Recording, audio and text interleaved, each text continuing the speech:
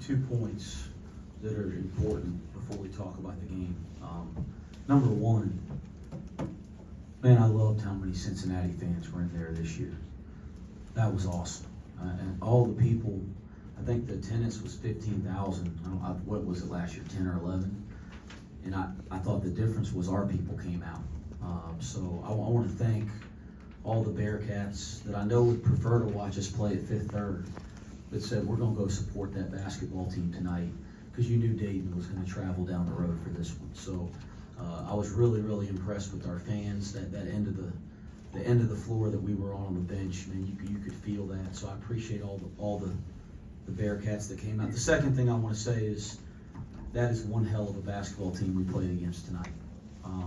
Anthony Grant, there's 2 years now of going through the prep and coaching against those guys. It was the most difficult prep I've had in a long time.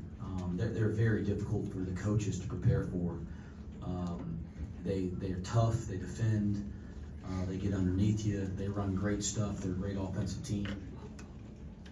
Sorry about that. All right, they can shoot the lights out, no pun intended. So I think they're going to have a great year if they're fortunate enough to stay healthy, and that's a team right there that could play in the Sweet 16, Elite 8. They're that good. Leading into it, I'm proud of the win. I'm proud of our kids. We defended our tails off tonight, especially in the first half. I thought we set a tone defensively. I thought our guys were completely focused and locked into the scout, forced deflections, turnovers. I thought we were really good on the board. We had some good moments offensively early in the game because we got good shots and got to the board. There was a stretch there in the first half where their pressure probably affected us a little bit, getting into our offense and creating good shots. And I thought we weathered the storm a little bit, and then all of a sudden it opened up again. Guys, we're not humming on offense yet, but we're coming. Like we're getting there. I mean, we are starting to. You see some stretches tonight where the offense starts to get better. Okay, and if these guys will keep working and we can continue to grow our defense and we can get our offense to the level that we're capable of playing consistently, I think we have a lot of better basketball to play. But you guys were all worried about Jizzle James going 0 for 11. My ass wasn't, okay? Neither was he.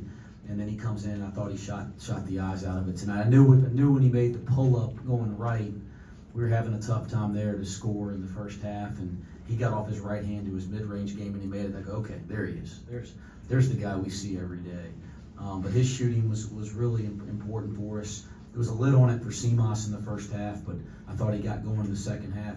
Dan obviously is getting back into the flow offensively, and you saw some of the things he can do, whether it's on the offensive board or attacking the rim. And he's going to be upset about the way he shot it from three, but that's coming too. He's just got to get back in the flow. But Aziz, I thought we had a chance to kind of break the game open a couple times with some of those plays over the top. And some people may watch and go, are those good to see? For our team, they are, because he's that good of a lob threat, and we convert those plays a lot. It's kind of like Jizzle in the last game. Like, we didn't convert him. He missed a couple lobs he normally gets, and we still win. That's a really good sign for our team. But how about his toughness, Dan's toughness, Day-Day's toughness to make the big free throws at the end? That's another thing that I was really proud of. I thought Dylan did an unbelievable job on Santos. And again, defensively as a team, we were pretty dang good. And then I thought Day-Day defensively, like when we can throw Day-Day and Jizzle at you defensively, and Jizzle's gotten so much better, and Day-Day on the ball defensively maybe as good as there is in college basketball. So I thought there was some good possessions there. But I'll let you guys ask some questions. I gave you plenty of thoughts. Coach, 17 points in the first half for Dayton, 42 in the second half. What, in your opinion, was the biggest difference defensively? They're really good on offense. I mean, you're not going to, they're the 10th ranked offense in the country on Ken Palm going into the game. And that's real, because look at the schedule they play. They've been in Maui, they played UConn, North Carolina, and Iowa State. Iowa State. I mean, they had leads. I think double-figure leads in all those games. They beat UNLV at home. They beat Marquette at home. I mean, so they're 10th in the country with one of the most difficult schedules in the country. That's a real number. You're not holding them down forever. So some of it, you got to give them credit. Obviously, we had some defensive breakdown in the second half, but I thought when it mattered, we came up with some really big stops. I was really proud of our defensive performance overall tonight, even though I can always be picky, and these guys know I will be. Jizzle, they start to make a run in that second half to get back into it. What did it say about the toughness of this team to kind of weather that storm and still be able to hold them off, finish them out at the line, and get the win? It says a lot about our team. We know it's a game of runs in college basketball, so it was expected for them to come out, and have that type of urge and energy in the second half. But we just stayed 2 feet in, stayed together, and it just panned out, and we got to do it. Their pressure at the end, they cut it to 4, it was 18. Is that a good exercise for what's to come in the Big 12 to be able to finish off at the free throws, like you mentioned? It's a question for me, Scott. Whoever wants to answer. Yeah, I think, that we made a couple errors in judgment late in the game. Like we're double figure lead with 3.5 minutes left, and we take a couple Dan takes a quick three. That's a good three most times in the game, but with a double figure lead that late in the game, you want to burn some clock.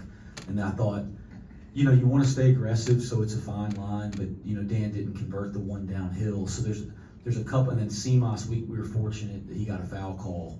So we had a couple errors in judgment late in the game, but I was really proud of the way we stepped up and made free throws.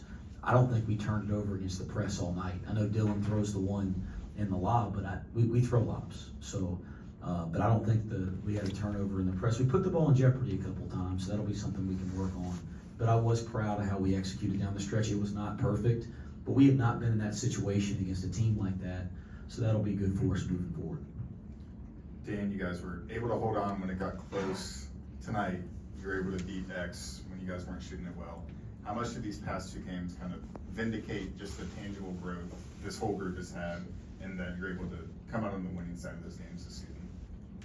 Well, big shout out to Dayton's a great basketball team, and we practice this every day. Like in practice, we come with the approach to like how hard we're gonna fight when things get tough, because shots are not always gonna go in and things like that. So it shows a lot about our coaching staff and how hard we play as a team, how much we believe in our coaches, and how much our coaches believe in us. And it's just the organization and how we fight for this city and for the state in general. And it shows how hard we can fight even when shots are not coming down, and keep our composure and believing in our team and trusting in each other and keep working at it. Coach, you only got 12 minutes from Connor tonight. He didn't score, but it looked like defensively when he was in there, he was just as good as Day Day and Jizzle, kind of pressuring them and making their offense tough to run. Yeah, let me tell you, I don't think I've said this publicly, but Connor, Arrington Page, and JJ Rembert, they had the flu in the worst way you could have a flu now, all week. So Connor and AP yesterday before practice, and they did not practice the 2 days before yesterday. That they're in the training room getting an IV, and I think at one point, this was 103 temperature, maybe more than that for both of them at one point. And JJ didn't even practice yesterday. They've been so sick with the flu. The toughness that they showed to even practice. Most kids, and I wouldn't blame anybody, but most kids wouldn't have even tried to practice yesterday. And then for them to come out and play today and go through our prep, and they don't look right yet. I thought their toughness was just unbelievable. I mean, I'm so proud of those two. I knew it would be a little bit quicker stretches tonight because of how sick they've been, but I was really, really proud of that. And I told everybody that in the locker room. So that probably had a lot to do with Connor's minutes and even trying to get AP out in some shorter spurts because I can't tell you how sick. I didn't think they'd play. And then I thought AP gave us some really solid minutes tonight.